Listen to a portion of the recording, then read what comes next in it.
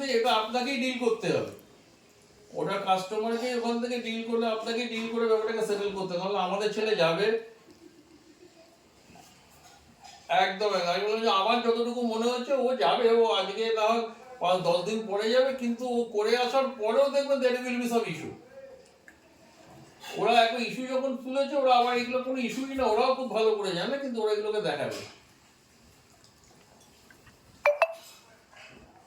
আচ্ছা।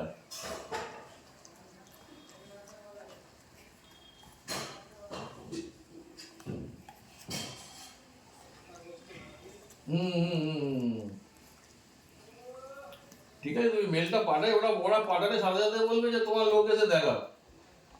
ওরা মেলটা পাঠালে ইমিডিয়েটলি ওটা বলবে। এবার আমি বিলকে বলে দেবো, এটা যদি এখানে কাজ না থাকতো, এখন ওখানেও খুব টাফ হয়ে গেছে, ওখান থেকে বেরোনোটাও খুব টাফ।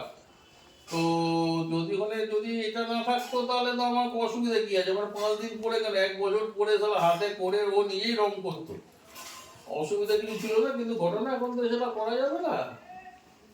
এই বলেছে, বলে দেখুন স্যার, কারণ ওখানে কি অর্ডার দিচ্ছে না এখন, আটকে দিয়েছে অর্ডার। ঝামেলাটা এটাই হচ্ছে, ওটা অর্ডারটা রয়্যাল আটকে, এবার রয়্যাল হচ্ছে ওর মামাতো দাদার কোম্পানি, তো অর্ডার ওকেই দেবে, ঠিক আছে। হ্যাঁ, অন্য ব্র্যান্ডে দিতে হয়, তো তোর তো যা হবে যা হয় আর কি, মানে ওর মাসির না কার মামার কার একটা ছেলের কোম্পানি এটা। তো